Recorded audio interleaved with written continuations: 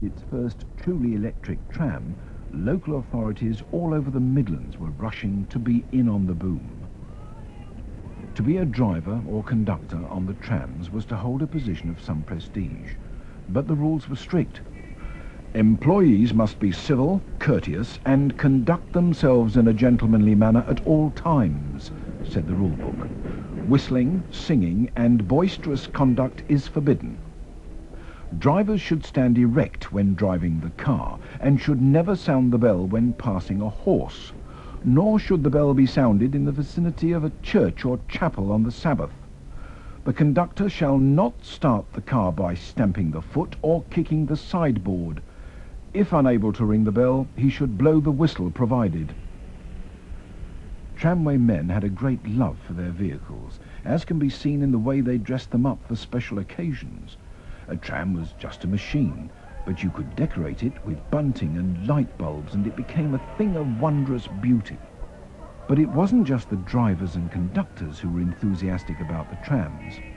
Generations of the travelling public were bitten by the tram bug too, and if you could no longer ride on the trams, surely the next best thing was to run your very own model tramway system.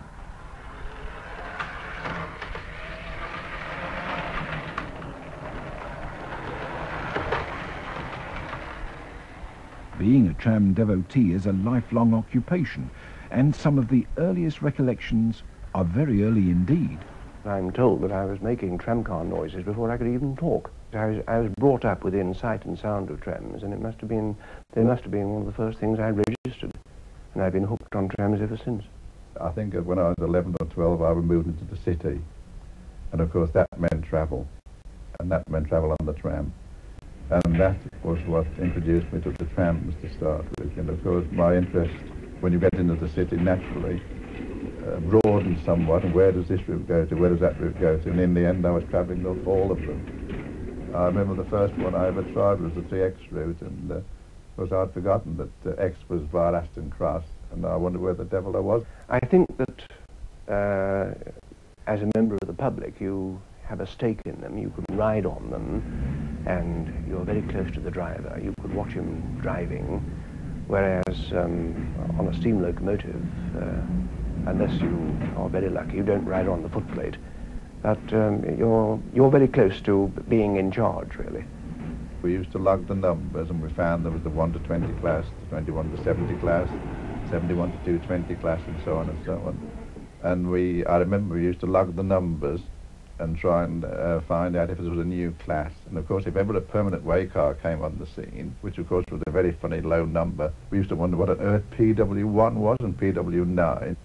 I think the great attraction of trams was, or one of the great attractions, was that each system had its own custom-built cars. I mean, nobody would have a tram like the firm next door. There were no such things as standard trams the way there are with buses today.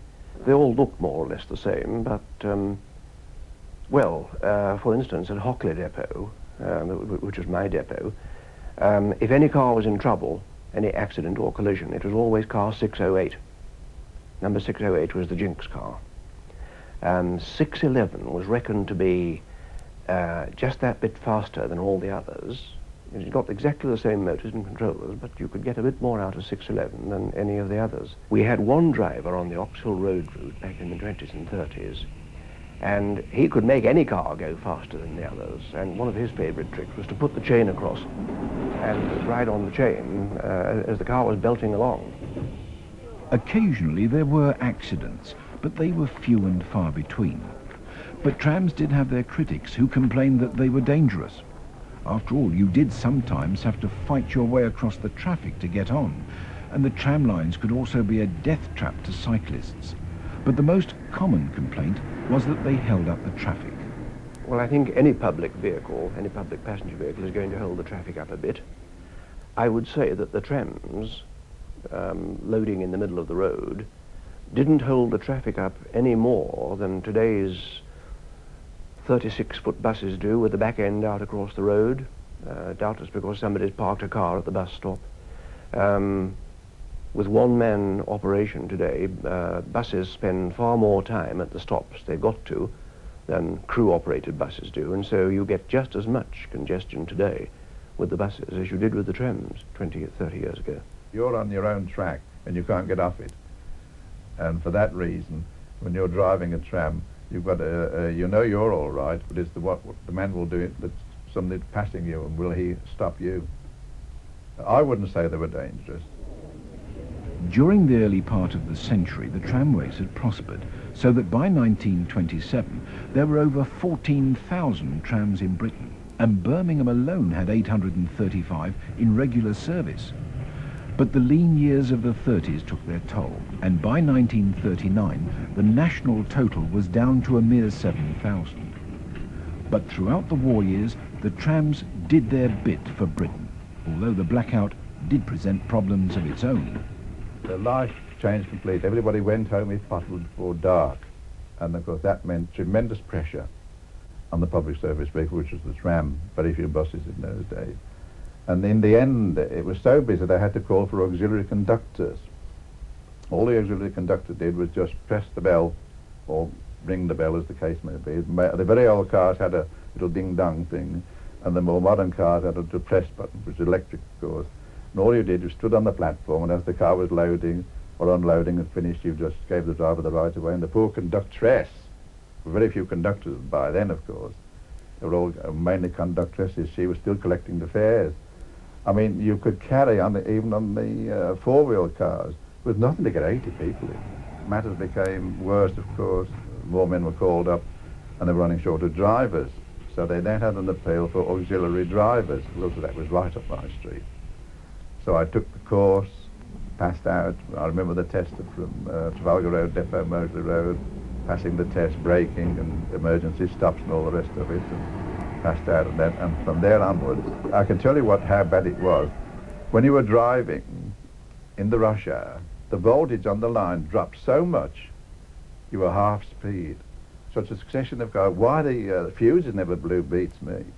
But I can remember well that after the, say, 7:30, particularly in the summer, of course, when the blackout wouldn't be so bad, you could do double the speed on the Litchfield Road that you could in the rush hour, for the simple reason the voltage had dropped so much with just a line of cars. After the war, the winds of economic change blew cold for the trams, and soon they were to be killed off by rising costs, one of the first victims of inflation. A tram then cost the princely sum of £10,000, while the mass-produced omnibus cost only £4,000. Still, in many Midland strongholds, they soldiered on into the early 50s.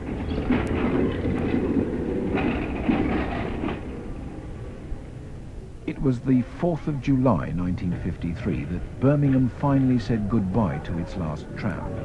And although there was no official ceremony, the tramway men were not going to let the occasion go unmarked. Neither was the public, who turned out in their thousands to cheer them all the way back to the depot. At last, the current was switched off, and that night you had to go home on the bus.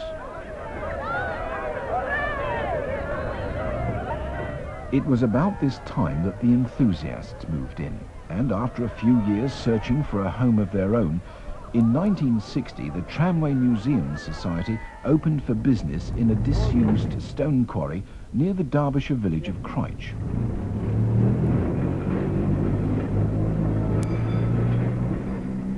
Their aim was not only to collect trams from all over the world, but to restore them to their former glory and run them on their own private mile-long track for the benefit of the public.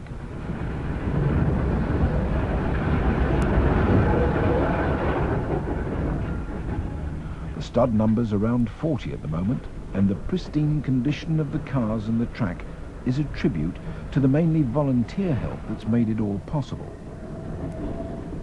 In the late 50s, we got a basic fleet from 4 tramway systems which were still operating when we came to Cryche.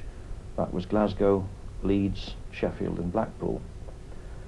We got a number of vehicles from various other places where they were still, for some reason, intact.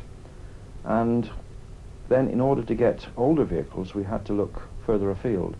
We had to find such things as derelict bodies which were being used as chicken runs or cricket pavilions, bring them to Christchurch or to somewhere where we could restore them, look round for the missing components, obtain these from elsewhere, and do complete rebuilds.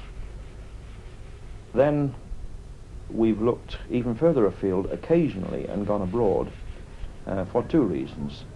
The first is where abroad there are still tramcars built in Britain to British standards still running. Johannesburg was an example where we obtained an open balcony tram of the type typical of many British cities, but in this country gone for good. And we have a typical continental tramcar in the shape of our vehicle from Prague to show the continental practice. This was donated to us by the big Tatra tramcar works in Prague, who still turn out brand new trams for the continent in great numbers. And we also have an American tramcar from New York, which was given to Vienna after the war as part of the Marshall Aid program. And this ran until quite recently in Vienna, when it was finally withdrawn and replaced again by modern tramcars rather than by any other form of transport. We brought it to the museum and have since restored it into its American state. The last 2 or 3 tramcars that we've totally restored from worn out state have each cost us in the region of about £30,000 a piece. And we don't see that cost dropping for many of the other vehicles that we still have to tackle. The vast majority of our income comes from our paying public, who come in, enjoy a day or an afternoon at the museum, riding on the trams, visiting the exhibitions. We have some excellent grants from 1 or 2 organisations. Notably, we've had some excellent work through the government's job creation and subsequently STEP schemes. But on the whole project has been financed and organised by the members of the museum. We'd like to show the trams in their correct setting, which was not, of course, fields or a quarry. We say that you wouldn't frame the Mona Lisa in an orange box. Why put a tramcar in a field? So that we are building a tramway on which to show the trams. Our first major building was the facade of the Derby Assembly Rooms. This was an ancient monument which unfortunately was in the way of development in Derby and had to be taken down. It was brought here and re-erected stone by stone. Our depot front has a magnificent set of gates which we got from the Birmingham Wholesale Market when that building was demolished 3 or 4 years ago. We've 4 sets of gates there, and these will ultimately be the various entrances to our depot. At our bottom terminus, we're trying to develop this into a small section of typical Birmingham Edwardian or Victorian tramscape. The street lights at the bottom are from Broad Street. The tram stop is Birmingham. The tram shelter is Birmingham. And most of the other things, the Bundy clock comes from West Bromwich. Very typical. 1 or 2 are still in use now for the buses. And the main reason for this is that Birmingham trams ran on a gauge of 3 foot 6 inches, whereas all the vehicles that we've got work on 4 foot 8.5, and therefore we couldn't get any Birmingham trams. So we've done the next best thing and tried to make a bit of Birmingham tram scenery. The nostalgia for the old days lingers on. It's little wonder that in the tram's heyday, even the music halls were cashing in on them. We climb on the car when the journey begins, and we make for the first vacant seat. For all other people we don't care to pin, so long as our comfort's complete. And when the conductor comes up for the fare, he punches our tickets and goes, but gives us a wink as he pops down the stairs, like an overgrown cupid in clothes. Okay.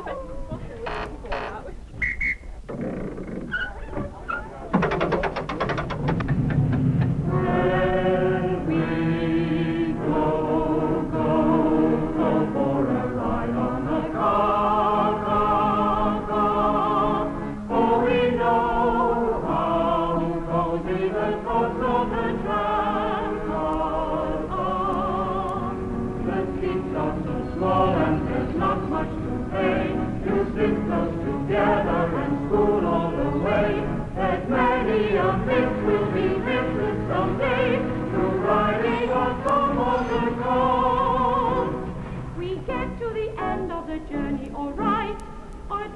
the end of the track. But while all the others prepare to alight, we remain on the car and go back. And when we get married, now boys, here's a tip that ought to be useful to you. We shan't spend too much on our honeymoon trip, for we've made up our minds what to do. We shall go for a ride on the car, for we know how rosy the coast of the tram car. The seats are so small and there's not much to pay. You sit close together and spoon all the way. There's many a miss will be missed someday. You're riding on top of the car.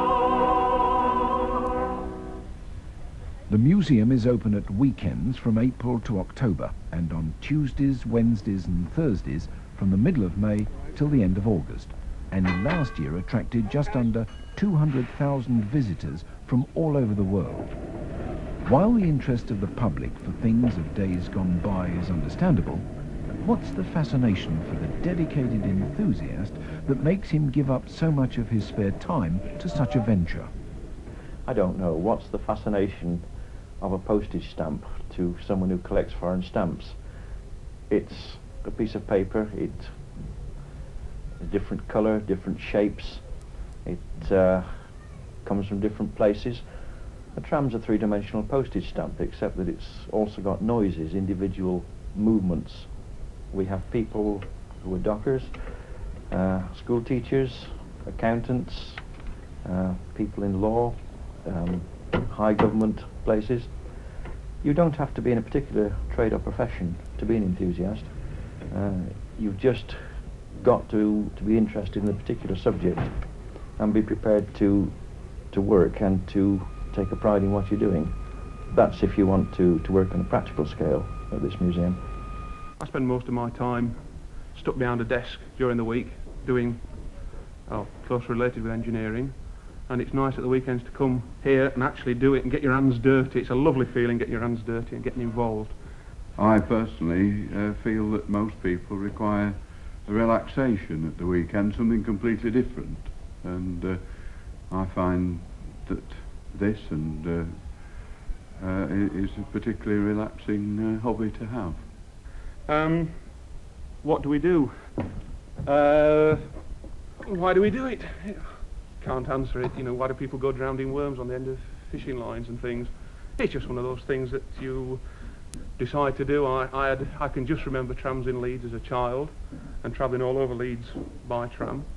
I wasn't an enthusiast in those days, but I did have a certain affection for trams, and I've sort of grown up with this place. I came here as a schoolboy and been coming ever since. By sheer coincidence, this particular tram was I bought from the Sheffield Corporation in 1960 when the trams ceased running in Sheffield at a very favourable price of £35. It was decorated specially for the last tram week in Sheffield, and they more or less presented it to us when they'd finished with it. While the talents needed to refurbish and redecorate trams can be adapted from skills used today, there is one element that has always been something of a mystery. Just how do you drive a tram? We start off by accelerating the tram slowly. We're now running at half the maximum speed of the tram. Freewheeling or coasting as it's called at the moment. Accelerate again. We've got one or two people working on the track here. Give them a bell to tell them that we're coming, and go past them with caution. See, we're laying a cobbled street here. There's another tram coming down towards us now. It's number 674 from New York. We shall pull up a little bit further and then stop whilst he goes past. This on my right is the handbrake, which is just a mechanical brake, slow the tram down to a stop. You hear the hissing noise, then that tram is fitted with air brakes. Most American trams had air brakes. Streetcars, they called them.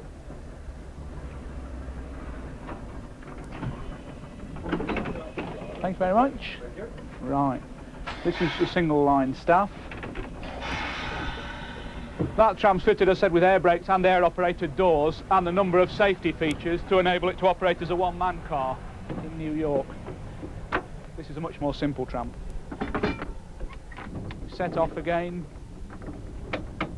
We've got both the motors in series now, and as we turn the handle around we cut out the resistance so that at this point all the current is going through both motors in series, i.e. each motor is taking half the available voltage. When we've got the clear track ahead of us, we can then accelerate round into parallel and then again reduce the resistance in the circuit so that the tram will now accelerate to its maximum speed, which would be perhaps 20 miles an hour on this tram. Crouch is one of the very few places where you can ride on top of a car today. But the argument still goes on about whether or not we should have been so ready to scrap the trams. In tram days, the public got a better and cheaper service. There was always a tram in sight. They got you there regardless of the weather. Snow, ice, fog. They were on their tracks and they kept belting along. Today, I think it's safe to say that you will see a bus being towed in every day. You hardly ever saw a tram in trouble in Birmingham. Because, of course, if a tram broke down, it held all the other trams up. Although they generally managed to push them to the terminus, get 2 cars or 3 cars shoving behind, and they'd get it out of the way at the terminus. But they were very reliable. Breakdowns were a very rare thing in Birmingham. But I will remind you of this, that in the old days, the Birmingham trams used to relieve the rates to many thousands of pounds per year. And if you look up the records, financial records of the City Council, thousands of pounds were put to the relief of rates each year from the Birmingham Tramways Department. That was before it became Tramways and Omnibus Department. And it makes you realise that when people say, oh, well, they're old-fashioned, for the simple reason, the rates had been relieved by all this money. Instead of putting back into the concern, which they do now, and buying new cars and all the rest of it, they have relieved the rates. You don't get that now. But is electric traction really finished? With fuel costs rocketing, perhaps we should take another look at the tram as a means of public transport. After all, if the Victorians could make it pay, surely we, with our microprocessors and other modern technology, can exploit it for more than its nostalgia value. The cost of fuel is so high now for the diesel bus that the electric will come back, if only for that reason. And then I know other reasons will enter into it, but the trolleybus will solve the manoeuvrability aspect, so that you won't, so on routes where you can't build reserve tracks, you can at least put the trolleybus up. There is no point in having tram cars in every minor town, but on some of the more densely used routes, arterial routes in our big cities, undoubtedly this form of transport would be far better than the bus, particularly in that when one comes to a complex junction, for instance, a tunnel underneath would be far cheaper than a road tunnel built to carry buses. Where it's convenient, dual carriageways can be used. The Bristol Road in Birmingham, many viewers will remember, as a magnificent tramway down to Reading and Rubery, which, with modern vehicles, would be far better than the replacement bus service. I think we'll have to come back to some form of electric traction on the busy routes and the trolleybus on the less busy routes. And of course we shall still want the diesel bus where traffic is light. I think we may well see, on account of anything else, fuel conservation. I think we may see a return to suburban electric traction, not trams on the streets as we used to know them, possibly trams back on the reserved tracks along Bristol Road, Tyburn Road, places like that, and perhaps diving underground into shallow subways the way they do in Toronto and in some European cities. And this is already happening, you see, up around Newcastle on Tyne, the Tyne and Wear rapid transit metropolitan system, which are really super trams, which are being built in Birmingham, incidentally, Metro Camel, using former railway branch lines and with new connections laid in to give an electric suburban service. And I think if that catches on, and I think it will, well, there are plenty of places in Birmingham where those could operate once again. I don't think the tram is finished yet.